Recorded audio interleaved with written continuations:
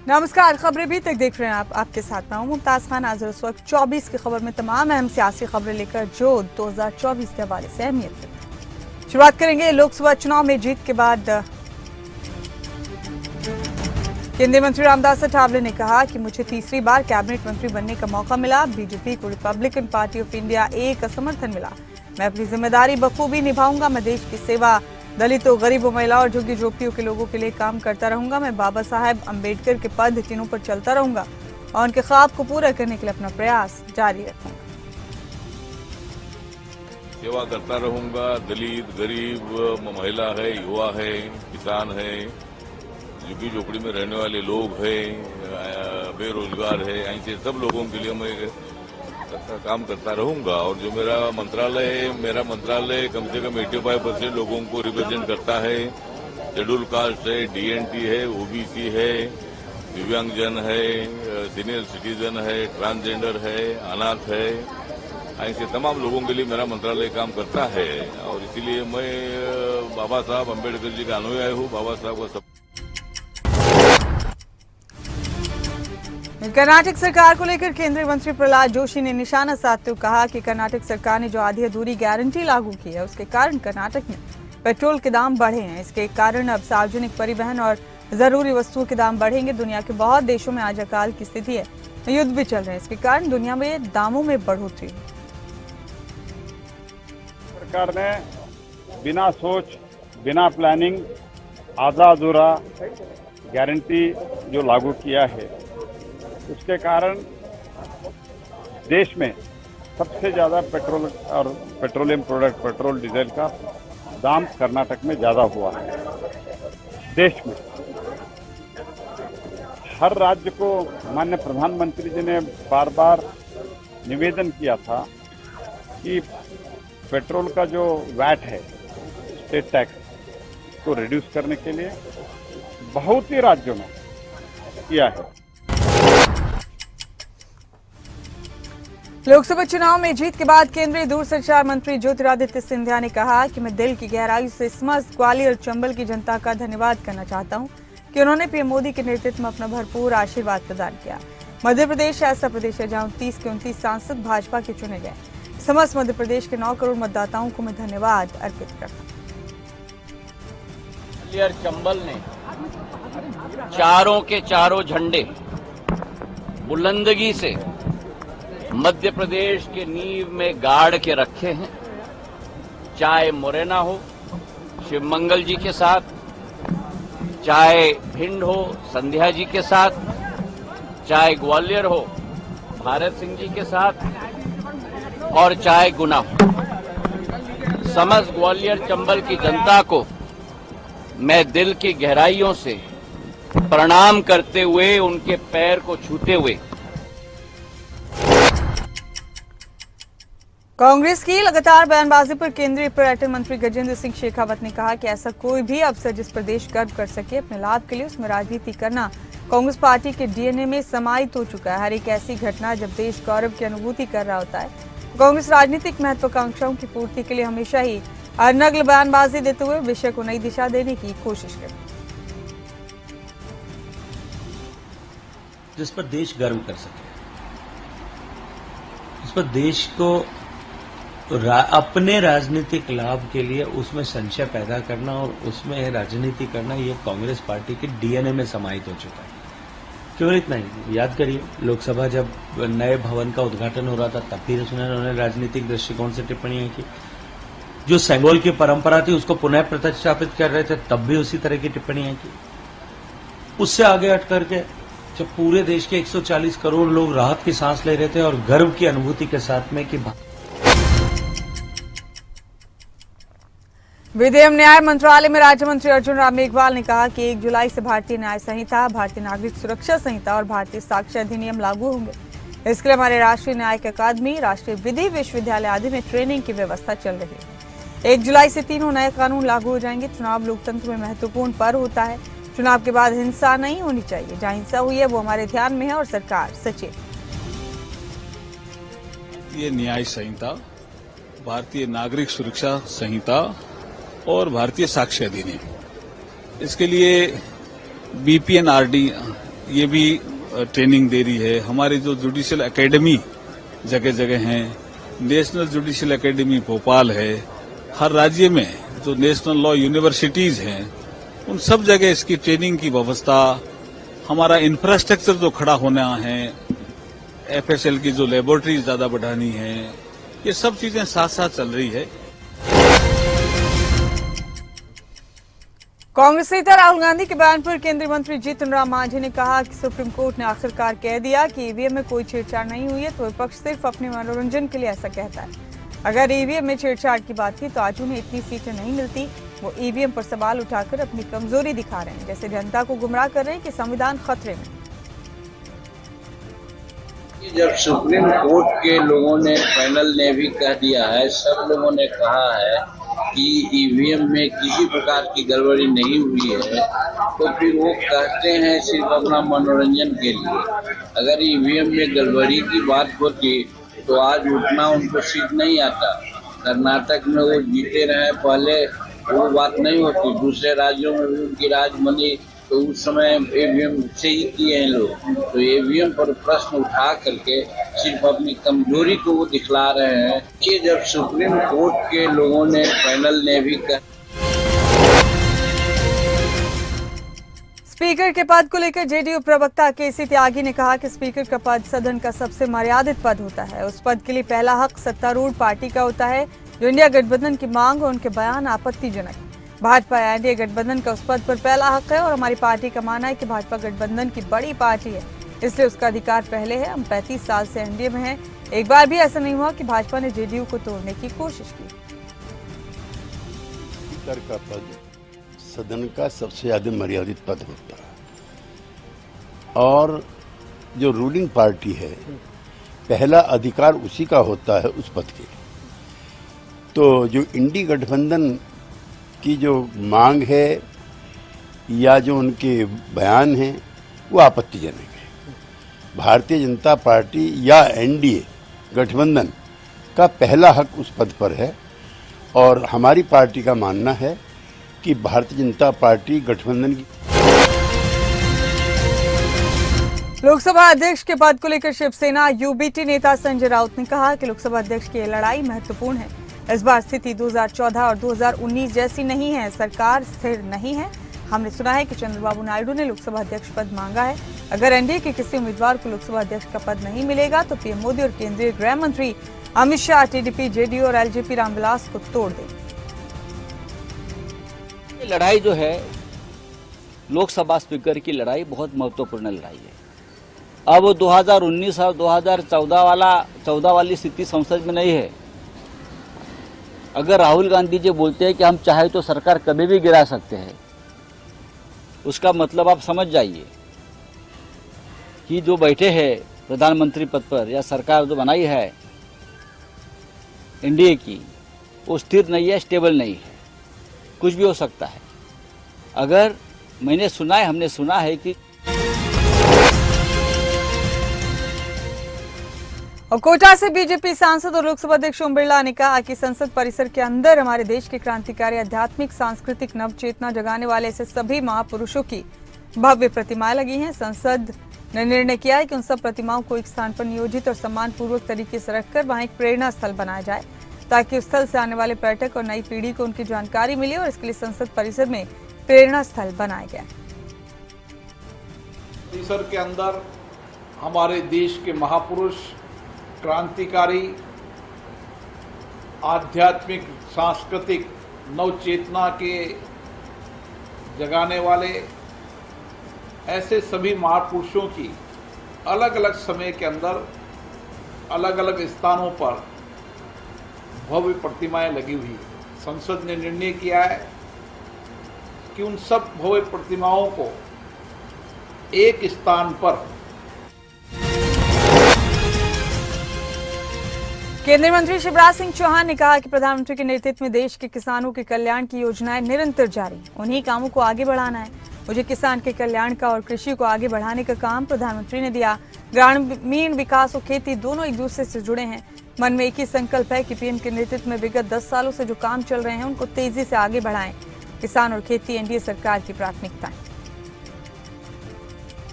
दूसरे से जुड़े हुए हैं। ग्रामीण विकास का काम भी प्रधानमंत्री जी ने हम लोगों को सौंपा है। तो मन में अब एक ही संकल्प है कि प्रधानमंत्री जी के नेतृत्व में विगत 10 सालों से जो काम चल रहे हैं उनको तेजी से आगे बढ़ाएं।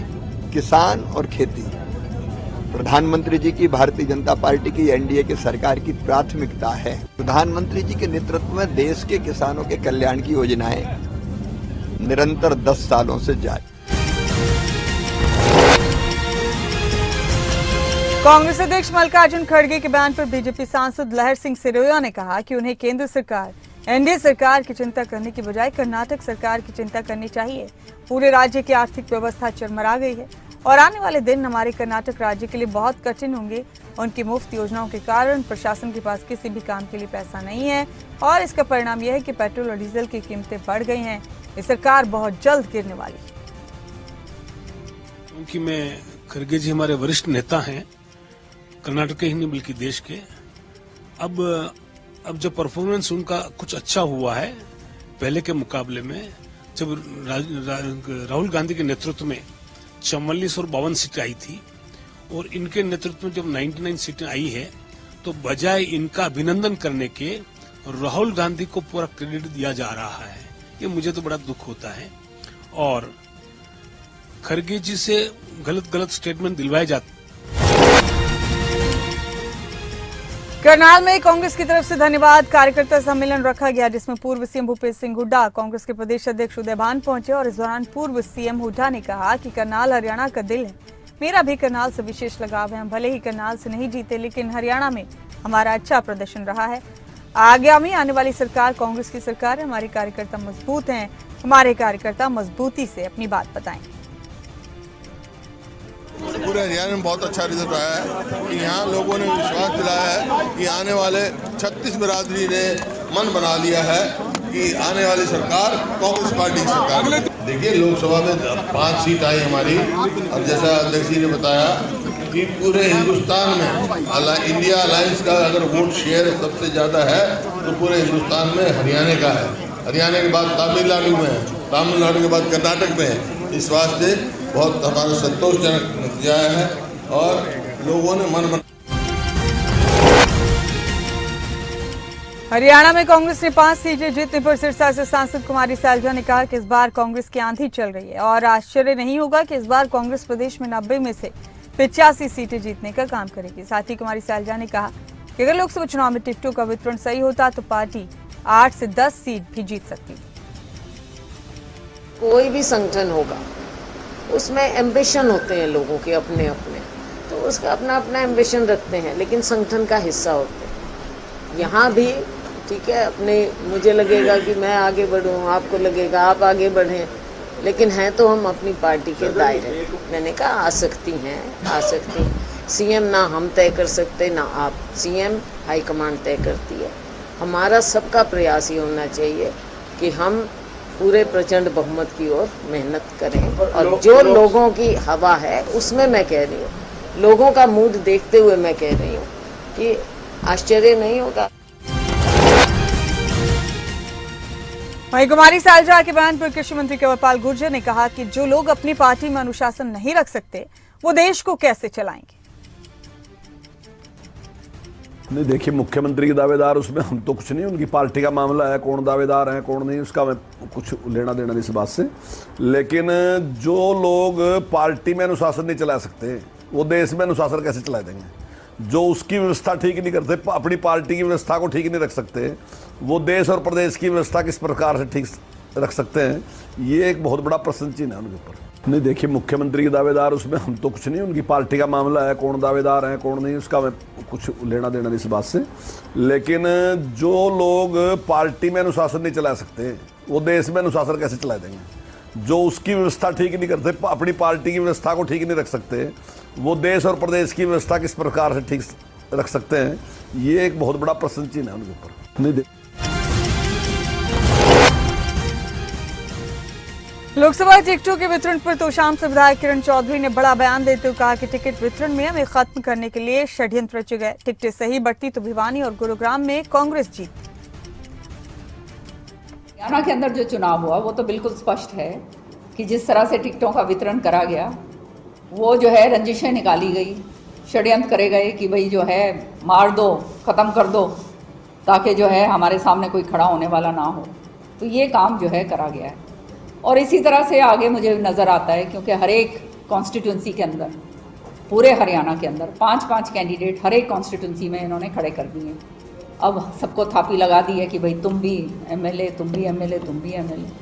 तो जो है टिकट की, पार्टी की टिकट तो एक आदमी को मिलेगी, बाकी जो हैं उनकी महत्वाकांक्षाएं इतनी बढ़ गई हैं कि वो सारे खड़े होकर 1000, 2000, 3000 जिस लायक भी होंगे वो उतनी वोटें वो खराब करेंगे, या दूसरी पार्टी जो आएंगी वो।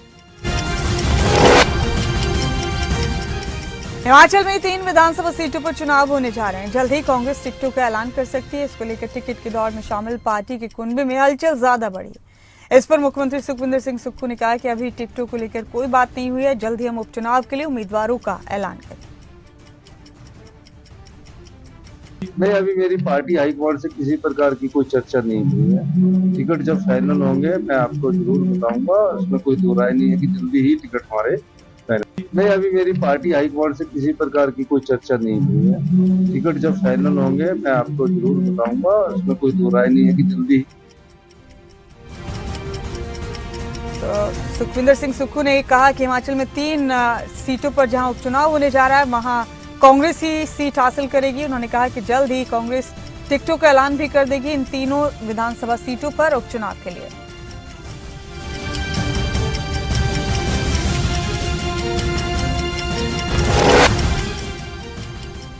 हमीरपुर विधानसभा में होने वाले उपचुनाव के लिए बीजेपी ने पूर्व विधायक आशीष को टिकट देकर मैदान में उतारा है। आशीष शर्मा ने कहा कि बीजेपी के शीर्ष नेतृत्व का टिकट देने के लिए आभार जताया। आशीष शर्मा ने बताया कि मंगलवार 18 जून को चुनाव के लिए नामांकन पत्र दाखिल किया जाएगा। आशीष शर्मा ने इसके लिए पार्टी का शुक्रिया अदा किया। हमीरपुर सीट से बीजेपी ने उन्हें अपना उम्मीदवार बनाया है। आपको बता दें कि यहाँ 3 सीटों पर उपचुनाव होने जा रहे। तीनों निर्दलीय विधायकों के इस्तीफे की मंजूरी के बाद ये बड़ा फैसला हुआ है कि हिमाचल प्रदेश में 3 सीटों पर उपचुनाव होंगे। 18 जून को चुनाव के लिए नामांकन भरा जाएगा।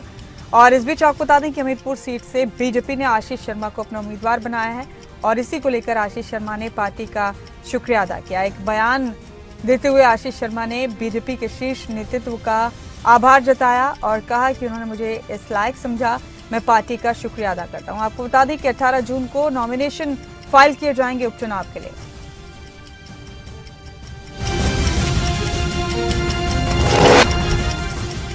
उत्तराखंड के देहरादून में भारतीय जनता पार्टी के संगठन विस्तारकों की आभार बैठक आहूत की गई। इसमें प्रदेश अध्यक्ष महेंद्र भट्ट, मुख्यमंत्री पुष्कर सिंह धामी ने लोकसभा विधानसभा विस्तारकों से विस्तृत चर्चा की। बता दें कि बीजेपी पन्ना प्रमुख बूथ से लेकर विधानसभा और लोकसभा स्तर तक कार्यकर्ताओं को एकजुट कर चुनावी प्रक्रिया के लिए सक्रिय करना, साथ ही उनके माध्यम से केंद्र और राज्य सरकार की उपलब्धियों को जनता के मध्य पहुंचाने का जो काम विस्तारकों ने किया, उसने पार्टी की जीत को बेहद आसान किया।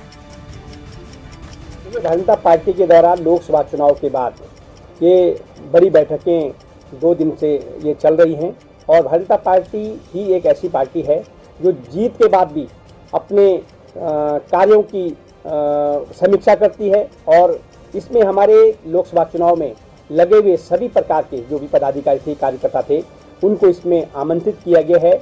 और इसमें पहली बैठक जो हमारी कल संपन्न हुई उसमें हमारे विस्तारक जो 70 विधानसभा विस्तारक बनाए गए थे, 5 लोकसभा। भाजपा उत्तराखंड प्रभारी दुष्यंत गौतम ने राज्य में भाजपा की बैठक पर कहा कि कार्यकर्ताओं ने बहुत मेहनत की और 5 लोकसभा सीटों पर बीजेपी की जीत में बहुत बड़ी भूमिका निभाई। उनका आभार जताने और आने वाले कार्यक्रमों की जानकारी देने के लिए बैठक हुई।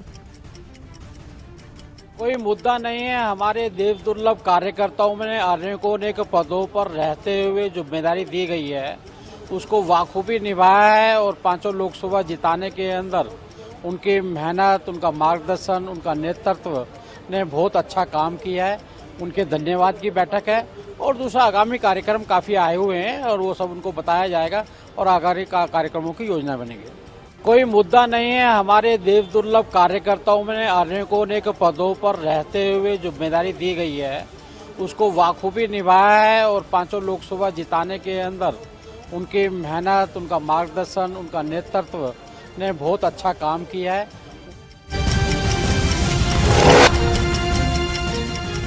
ब्यावर में कार्यक्रम को संबोधित करते हुए राजस्थान के सीएम भजन लाल ने कहा कि पीएम मोदी महिलाओं और युवाओं के उत्थान के लिए काम कर रहे हैं। आज मैं महिलाओं को सशक्त बनाने और उन्हें प्रशिक्षित करने के लिए केंद्र खोलने की घोषणा करता हूं। देश के सम्मान और विकास के लिए गरीबों, किसानों और महिलाओं के उत्थान के लिए हम सभी को मिलकर काम करना होगा और योजनाओं का लाभ उठाना होगा। लेकिन मैं आपसे कहना चाहता हूं, 2014 के बाद देश के अंदर जो परिवर्तन आपने देखा है, 2014 के बाद जो देश में जिस तरह से विकास की योजनाएं और गरीब कल्याण की योजना हो, क्या हमारे सीमाओं की सुरक्षा है, दुनिया में बढ़ता हुआ भारत का गौरव हो, वो आपने देखा होगा। मैं आपसे यही कहना चाहता हूं, देश के स्वाभिमान के लिए, देश के सम्मान के लिए, देश के विकास के लिए, गरीब के उत्थान के लिए, किसान के उत्थान के लिए, महिलाओं की शिक्षा के लिए, महिलाओं के उत्थान के लिए हम सभी को मिलकर के ये तो करना होगा। लेखिका अरुंधति रॉय के बयान पर शिवसेना यूबीटी सांसद प्रियंका चतुर्वेदी ने कहा कि अरुंधति रॉय ने जो भी कहा है वो पूरी तरह से गलत है। जम्मू कश्मीर भारत का अभिन्न अंग है, अगर कोई इसमें दरार डालना चाहेगा तो हम उसका विरोध करेंगे। लेकिन सवाल ये है कि ये मामला 2010 का है और पिछले 10 सालों से केंद्र में पीएम मोदी की सरकार है। वो इस मुद्दे पर अब तक चुप क्यों थे? 10 साल बाद जब कम बहुमत वाली सरकार बनी है तो ये फैसला राजनीतिक लगता है। तो बार एजुकेशन मिनिस्टर ये कहते जा रहे थे कि किसी तरीके का पेपर लीक का मामला नहीं, पर बिहार का जो इकोनॉमिक ऑफेंसिव विंग है, बिहार पुलिस इसको इन्वेस्टिगेट कर रही थी, वो कह रहे हैं कि इंटर स्टेट गैंग है जो कल्यूड कर पेपर लीक कराता है। उनके पास पोस्टेड चेक है, एड्रेस कार्ड है, उनकी रिजल्ट जो है, मार्क्स जो है, वो भी उन्होंने बरामद की है। कन्फेशनल स्टेटमेंट है, 12 से ज्यादा लोगों को गिरफ्तार किया है। और वैसे ही अब गुजरात का मामला सामने आ रहा है, कैसे कोचिंग क्लासेस और जो ये कहती हैं।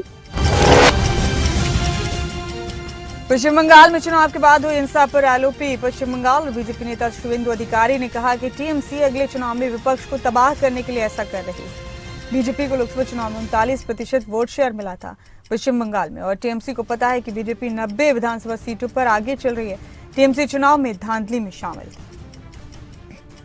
टीएमसी ने जानबूझ के सब कर रहा है, इसलिए कर रहा है नेक्स्ट चुनाव में ऑपोजिशन को खत्म करने के लिए एक कोशिश कर रहा है।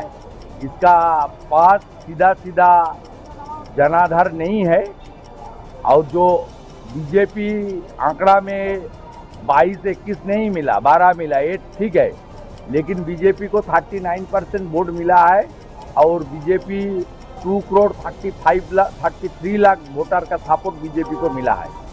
उसको मालूम है 90 असेंबली में बीजेपी का लीड है।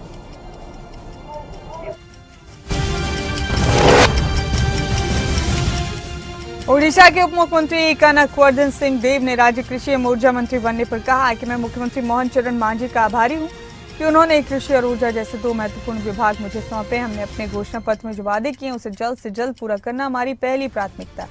हमने कैबिनेट में पहली बैठक में कृषकों के लिए फैसला लिया है, हम सबको साथ लेकर चलने की कोशिश करें।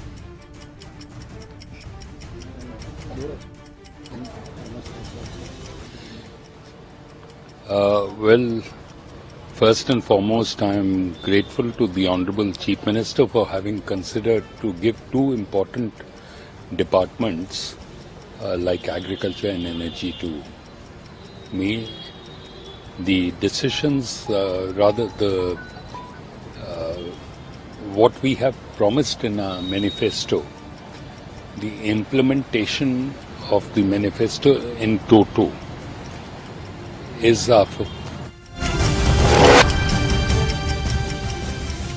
और ये तमाम खबरों के साथ 24 की खबर में फिलहाल मेरे साथ इतना ही। मुझे दें इजाजत, बाकी अहम खबरों के लिए आप बने रहें खबरें अभी तक के साथ। नमस्कार।